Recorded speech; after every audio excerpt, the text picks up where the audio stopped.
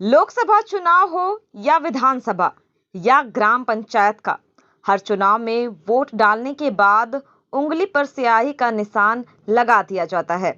उंगली पर एक निशान जिसके बाद मान लिया जाता है कि आपने वोट डाल दिया है।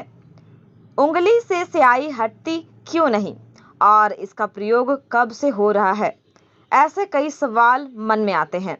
खासकर पहली बार वोट डाल रहे मतदाता के मन में इसे कहाँ बनाया जाता है और इस पर कितना खर्च आता है। ऐसे में आपके मन में कई सारे सवाल आते हैं, तो चलिए आपको इसके बारे में पूरी जानकारी देते हैं। चुनावी स्याही के जरिए यह सुनिश्चित किया जाता है कि कोई भी मतदाता इलेक्शन में 2 बार वोट ना करे और इसलिए धोखाधड़ी और कई बार वोटिंग से बचने में इस स्याही की महत्वपूर्ण भूमिका है। यह स्याही भारत में सिर्फ एक ही कंपनी की ओर से बनाई जाती है।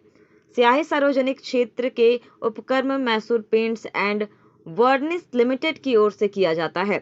साल 1937 में इस कंपनी की स्थापना हुई।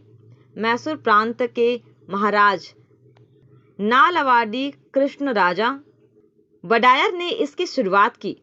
MVPL तरक्की की राह पर तब आगे बढ़ी जब चुनाव आयोग ने केंद्रीय कानून मंत्रालय, राष्ट्रीय भौतिक प्रयोगशाला और राष्ट्रीय अनुसंधान विकास निगम के सहयोग से चुनावों के लिए इस स्याही की आपूर्ति के लिए कंपनी के साथ एक समझौता पर हस्ताक्षर किए। शुरुआत में केवल सांसदीय और विधानसभा चुनावों के लिए स्याही की आपूर्ति की, लेकिन बाद के वर्षों में नगर निकायों और सहकारी समितियों को भी चुनावों के लिए स्याही प्रदान करना शुरू कर दिया। MVPL के अनुसार उच्च गुणवत्ता वाली यह स्याही 40 सेकंड से भी कम समय में पूरी तरह से सूख जाती है। हालांकि अगर स्याही 1 सेकंड के लिए भी त्वचा पर रह जाती है तो यह अपना प्रभाव छोड़ देगी। इस स्याही का प्रयोग 1962 के चुनाव के साथ ही किया जा रहा है। इस स्याही को भारतीय चुनाव में शामिल कराने का श्रेय देश के पहले मुख्य चुनाव आयुक्त सुकुमार सेन को जाता है। अभी तक चुनाव आयोग इसके दूसरे विकल्प को नहीं तलाश पाया है। 70 साल से अधिक समय से चुनावों में इस स्याही का बखूबी इस्तेमाल हो रहा है। रही बात इस पर आने वाले खर्च की, तो हर एक बोतल में 10 ml स्याही होती है और हर एक बोतल की कीमत 127 रुपए के करीब होती है। 1 लीटर की कीमत 12,700 रुपए के करीब। वहीं ml के हिसाब से देखा जाए तो 1 ml 12 रुपए 70 पैसे के आसपास होगा। दरअसल इस स्याही को बनाने में सिल्वर नाइट्रेट केमिकल का इस्तेमाल किया जाता है। इसी वजह से एक बार त्वचा के किसी भी हिस्से पर लगने के बाद इसे कम से कम 72 घंटे तक त्वचा से हटाया नहीं जा सकता है। सिल्वर नाइट्रेट रसायन का प्रयोग किया जाता है और पानी के संपर्क में आने पर यह काला हो जाता है और लंबे समय तक रहता है।